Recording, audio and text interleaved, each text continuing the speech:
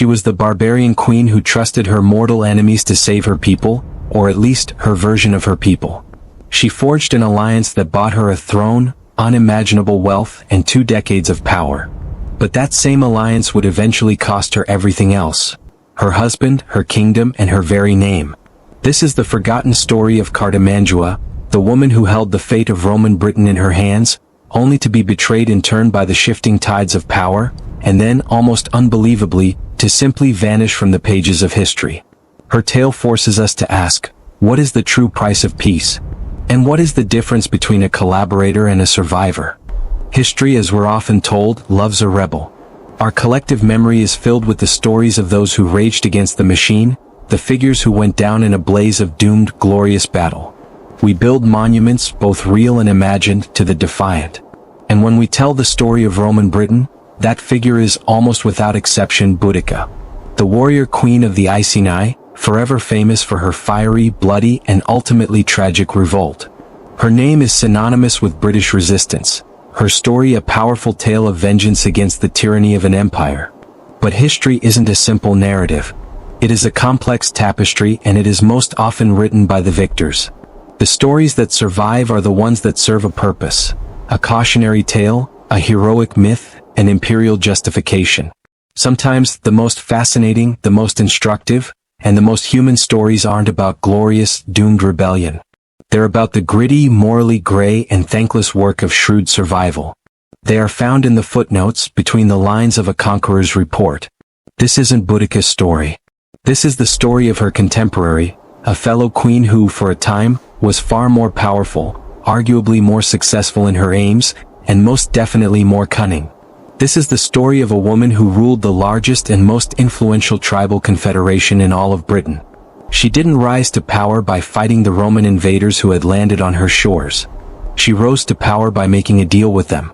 This is the tale of a queen who chose loyalty to an invading empire over a perceived loyalty to her own people, and in doing so, secured her throne with a shocking and legendary act of betrayal. Our story begins in the year 43 AD. Across the channel from the European mainland, the ambitious and often underestimated Emperor Claudius has his eyes fixed on a prize that had eluded even the great Julius Caesar: the complete conquest of the misty, wild island of Britain.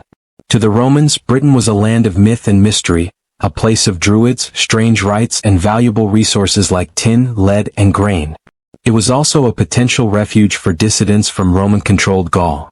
For Claudius, a successful invasion would be a massive political victory, cementing his authority back in Rome and proving his military credentials. And so, the legions land.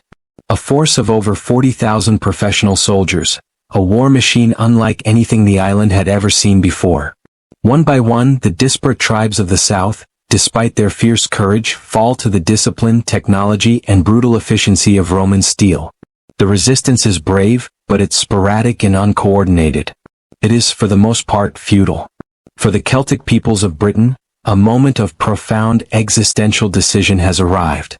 It is a choice that will define their future and their legacy. Do you fight and almost certainly die? Or do you bend the knee, surrender your ultimate freedom, and live to see another day? Further north, beyond the immediate chaos of the invasion, lived the Brigantes. This wasn't just another tribe. According to the Roman historian Tacitus, who is our primary source for this entire story, the Brigantes were the largest and most militarily powerful tribal confederation in all of Britain. They were a sleeping giant, a sprawling kingdom that stretched across most of what we now call northern England. Conquering them would be a long, bloody, and incredibly expensive mess. A logistical nightmare that could tie up legions for years. Rome didn't just want to take Britain. They wanted to control it, to pacify it, and turn it into a functioning, profitable province. And for that, they needed something crucial: a stable northern border.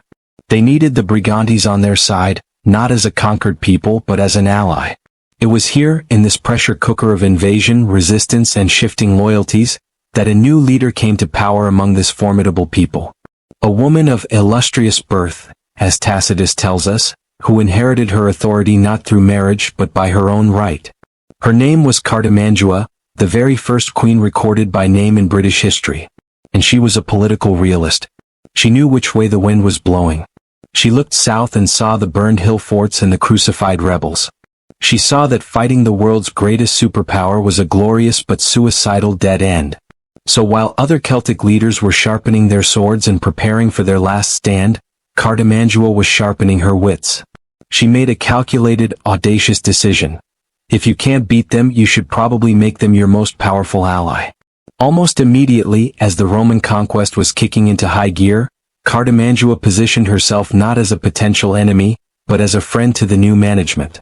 She understood the Roman concept of patronage and power. It's highly probable, though not definitively proven, that she was one of the 11 British rulers who voluntarily surrendered to Emperor Claudius in the early stages of the invasion. This mass surrender was a detail so important to Claudius's public image that he had it inscribed on a triumphal arch built to celebrate his conquest in Rome. What we know for certain is that Cartimandua struck a deal. It was a formal arrangement that turned the vast Brigantian kingdom into what the Romans called a client kingdom. The mechanics of this were simple, yet profound. In exchange for tribute, for supplying auxiliary troops to the Roman army, and most importantly for keeping the turbulent northern border quiet, Cartimandua got to keep her throne, her power, and a significant degree of autonomy. Crucially, Rome also promised to protect her, not just from external threats, but from her enemies within her own kingdom. As Tacitus bluntly put it, she was defended by our arms. On the surface, it was a brilliant political gamble. While the tribes of the south were being crushed, colonized, and forcibly Romanized, Cartimandua was still ruling a huge, technically independent kingdom. Her alliance brought her and her court incredible wealth and status. Archaeological excavations at what is believed to have been her capital, a massive and impressive fortified settlement at Stanwick in North Yorkshire, paint a vivid picture. The site has yielded one of the largest collections of Roman luxury goods found anywhere in Britain from that period. Fine Samian ware pottery, elegant glassware, and amphorae that once held wine shipped all the way from the sunny vineyards of the Mediterranean. Cartimandua was living like a Roman-sponsored VIP, enjoying a level of luxury and security that other Celtic rulers, huddled in their hill forts, could only dream of. But this deal was a double-edged sword, a poisoned chalice. Sure, she was queen, but she now ruled under the ever-present shadow of the Roman eagle. To many of her own people who valued warrior honor and independence above all else, she wasn't a clever leader playing a complex geopolitical game. She was a collaborator. A puppet queen. A sellout who had traded their freedom for her own comfort.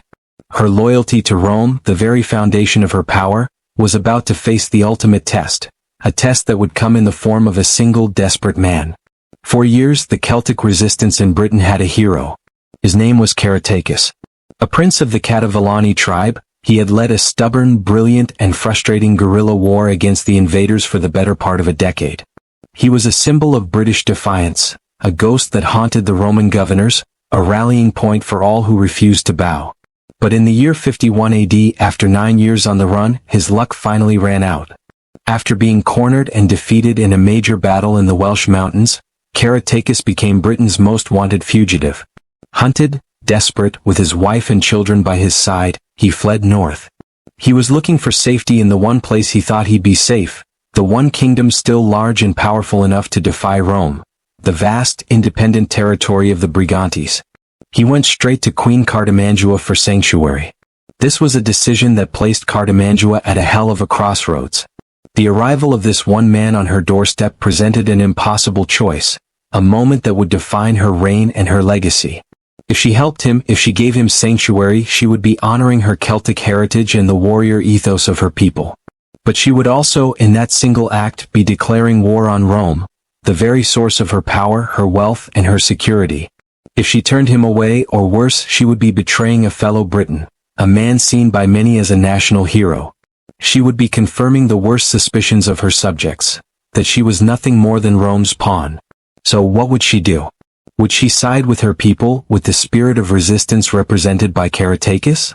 Or would she side with her patrons, the pragmatic and ruthless empire that guaranteed her crown? For Caratacus, this was his last desperate hope. For Cartimandua, there was no easy answer. The fate of the British resistance, her own reign, and the future of her kingdom all came down to this one dramatic moment.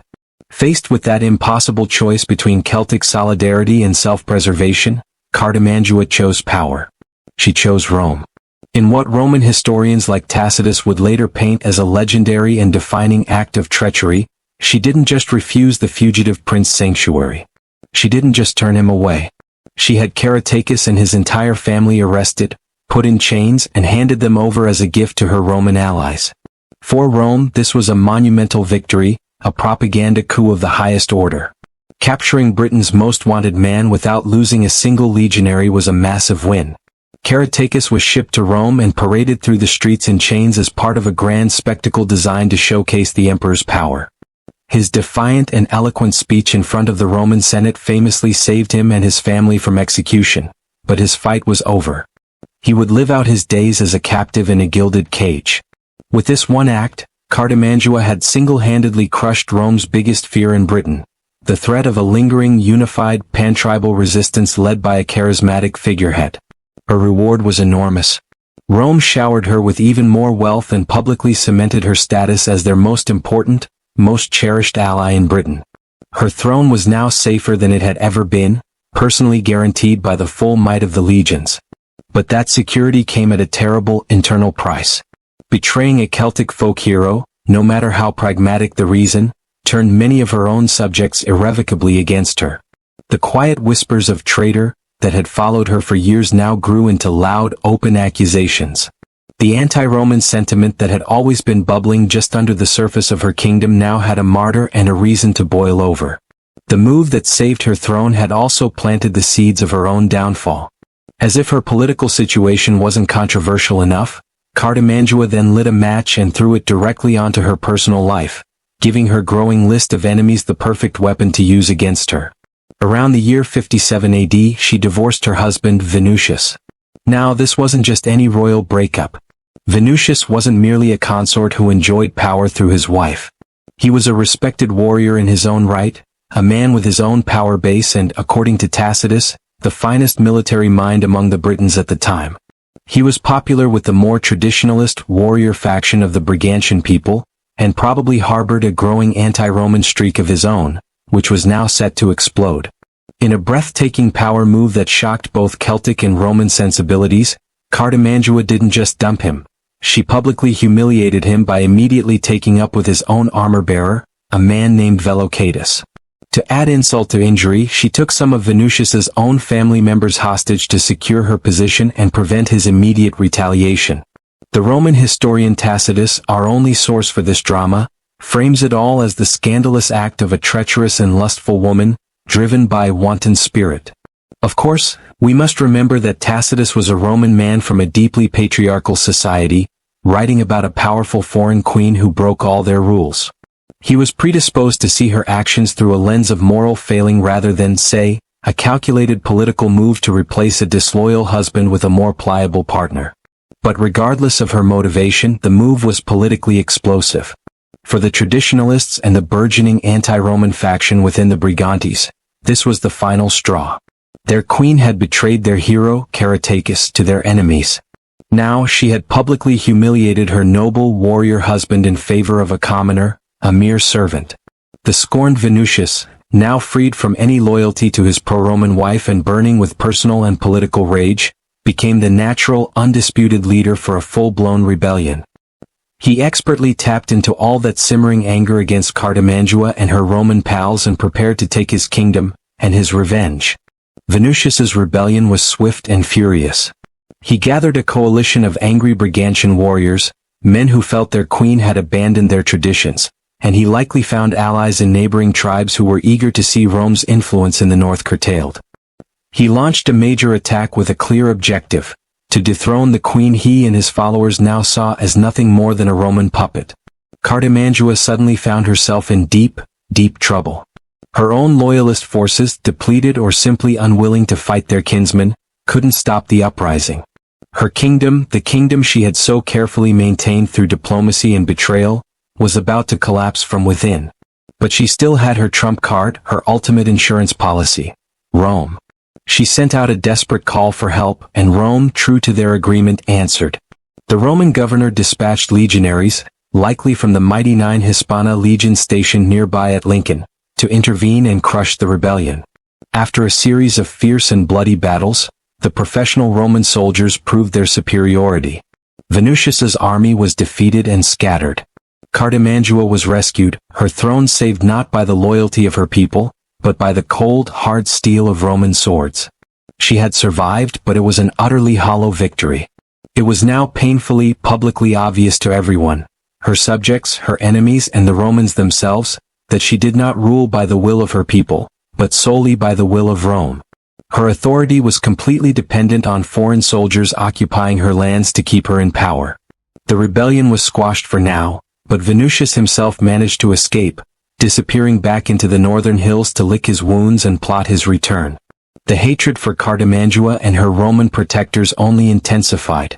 She was a queen in her own kingdom, but in reality she was a prisoner on her own throne, forever looking over her shoulder, waiting for her enemies to return. A tense, uneasy peace held for about a decade.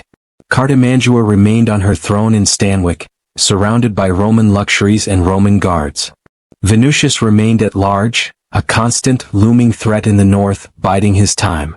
He was patient. He waited for his moment, and in the chaotic year of 69 AD, the entire Roman Empire gave it to him. Back in Rome, the deeply unpopular Emperor Nero's death by suicide plunged the empire into a devastating crisis. The period that followed is known as the Year of the Four Emperors, a bloody and chaotic civil war where multiple generals vied for the imperial throne. Legions were being pulled from the frontiers, including from Britain, to march on Rome and fight for their chosen candidate. The empire's iron grip on its provinces was slipping. Roman was fighting Roman, and the frontiers were dangerously exposed. Venutius, the ever-watchful wolf, saw his chance and he took it. With Roman attention focused inward, he launched a second, even bigger rebellion. He had spent a decade building support, and his new army, bolstered by anti-Roman recruits from all over the north, swept through the kingdom. Once again, Cartimandua called on her Roman protectors for salvation. But this time the empire was busy tearing itself apart. The governor in Britain couldn't spare a whole legion. He needed his best troops to secure his own position or to potentially back a contender for emperor. All he could send was a small number of non-citizen auxiliary troops. It wasn't nearly enough.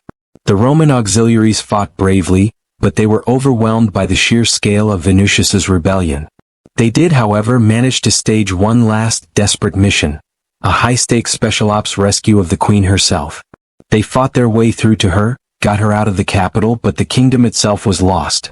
After more than 25 years of cunning deals, brutal choices, and high-stakes diplomacy, Cartimandua was forced to flee her own capital, abandoning her kingdom to her vengeful ex-husband.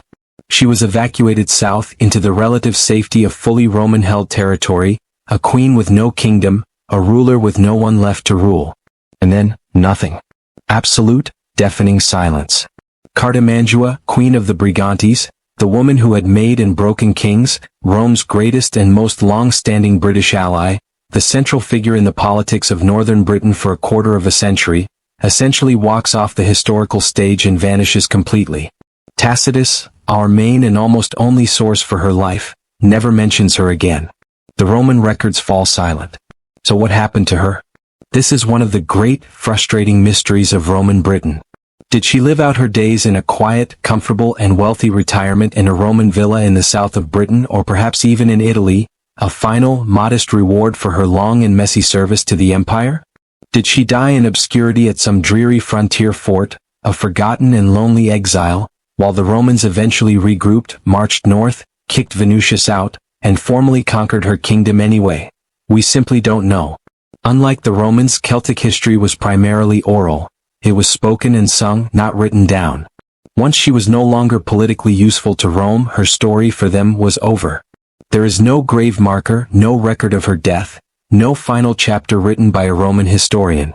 Britain's first ever named queen, a woman who had navigated the treacherous currents of invasion and civil war for decades, simply disappeared from the record, leaving us with nothing but questions. So, after all this, what is the final verdict on Cartimandua?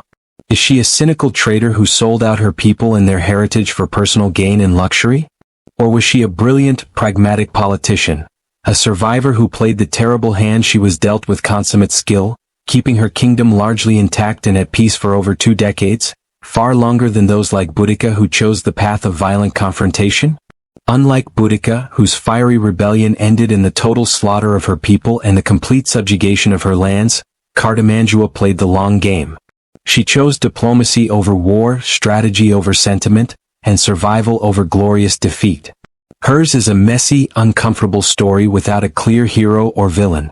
It's a raw, unfiltered look at the nature of power, ambition, and the brutal decisions leaders are forced to make when they're caught between a rock and a hard place. In her case, between the traditions of her own people and the inexorable power of the Roman war machine. Her alliance with Rome was a gamble that gave her a quarter-century of power and prestige, a remarkable achievement for any ruler in that era, let alone a woman in a warrior society. But in the end it cost her everything. The story of Cartimandua is a powerful and unsettling reminder that sometimes, the stories we forget, the tales of compromise, collaboration, and quiet survival, are just as important and perhaps even more instructive than the heroic legends we choose to remember. If you enjoyed this deep dive into Britain's forgotten history, make sure you hit that like button and subscribe for more untold tales. We want to hear your verdict in the comments. Was Cartimandua a traitor or a savvy survivor? And for the other side of the story of Roman Britain, don't forget to check out our video on Boudica's rebellion. Thanks for watching.